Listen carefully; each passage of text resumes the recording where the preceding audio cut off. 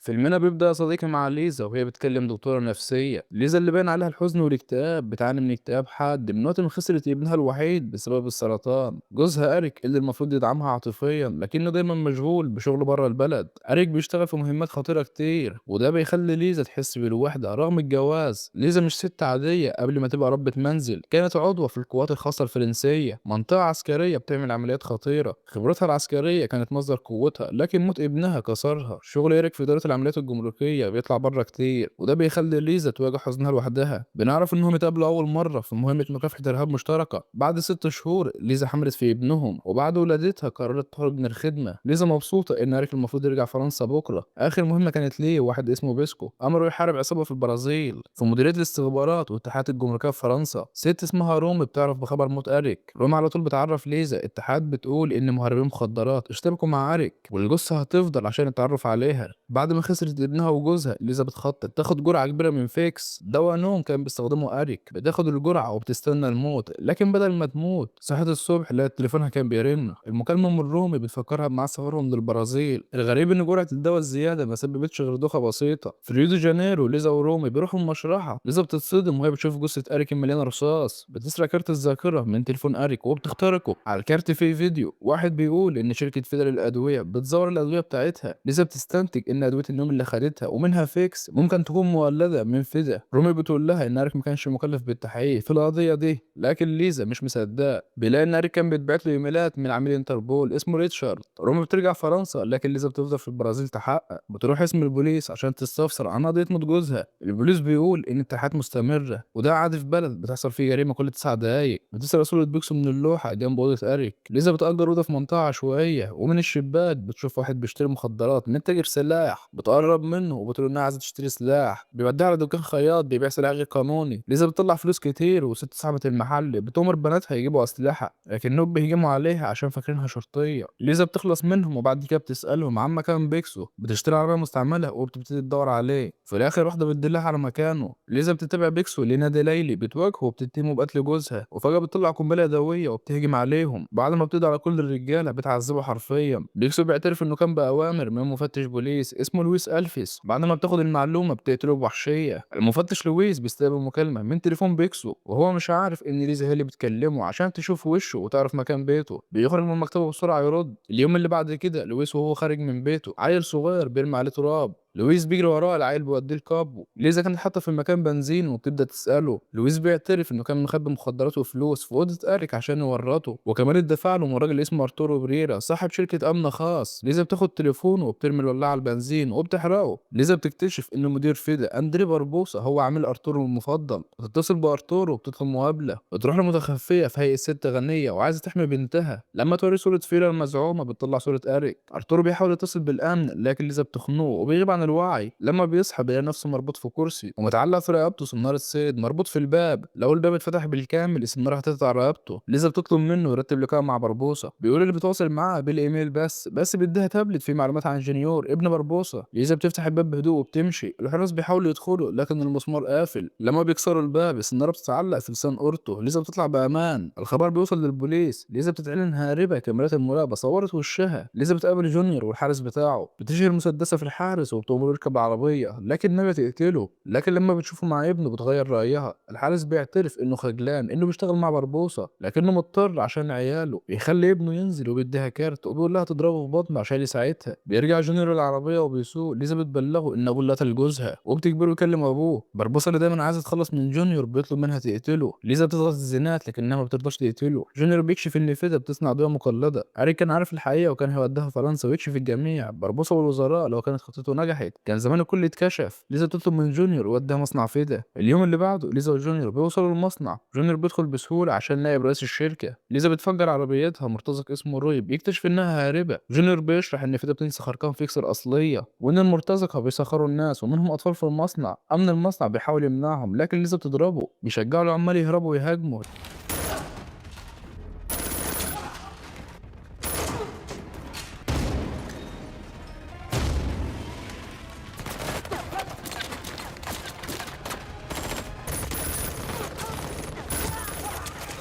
جونيور بيتضرب وبيديها قنبلة وبيطلب منها تمشي. ليزا بتقرر تفجر المصنع مع نفسها. أهالي المنطقة بيشوفوا ليزا مصابة وبينقلوها للقرية. معالج شعبي بيكتشف إنها حامل. ليزا وهي مش واعية بتشوف جوزها وابنها، لكن نورية بتختفي وبتلاقي نفسها حامل. في البداية بتزعل إنها لسه عايشة، لكن المعالج بيبشرها بالحمل. ليزا بتلف في القرية وبتلاقي ناس كتير عندهم أمراض جلدية بسبب أدوية فدا المقلدة. بتتصل برومي وبتحكي لها الموقف وبتطلب مساعدتها في إجلائها. رومي مترددة، لكن أول ما بتعرف بالحمل بتوافق. بربوسة بيأمر جنوده يلاقوا ليزا بسرعة. رومي بتبلغ ليزا إن عملية الإجلاء اتعملت والفريق هيوصل مكان الاستخراج بعد 5 ساعات. وكمان لو عامل الانتربول ريتشارد وهو في طريقه للقرية. روي ورجالته بيوصلوا، لكن ريتشارد بيوصل قبليهم وبيطلب منها تمشي بسرعة. ليزا بتودع مرتا وبنتها اللي كانت معاها. روي ورجالته بيوصلوا وبيجمعوا الأهالي وبيعرفوا إن مرتا هي اللي ساعدتها. مرتا بتسكت، لكنهم بيهددوها ببنتها عشان تتكلم. في نقطة الاستخراج قناص بيواجه ليزا وريتشارد. هليكوبتر الاستخراج بتظهر وبتخلص على القناص. فرق الإنقاذ بتنزل وفجأة روي ورجالته بيهجموا. روي بيقتل ريتشارد وبيتحدى ليزا، لكنها بتغلبه بسهولة. اتنين هليكوبتر بيجيبوا ليزا والجنود الناجين. روما بتستقبلها في فرنسا. بعد كام يوم بربوسا بيتفرج على الأخبار وبيكتشف إن مذكرة اعتقال دولية أصدرت ضده. الحارس بتاعه بيغير القناة وبيخرج. جونيور بيدخل الأوضة وليزا بتظهر على التلفزيون وبتتحدى بربوسا. بيستهتر بتهديدها، وفجأة حارس جونيور اللي كان وعدها يساعدها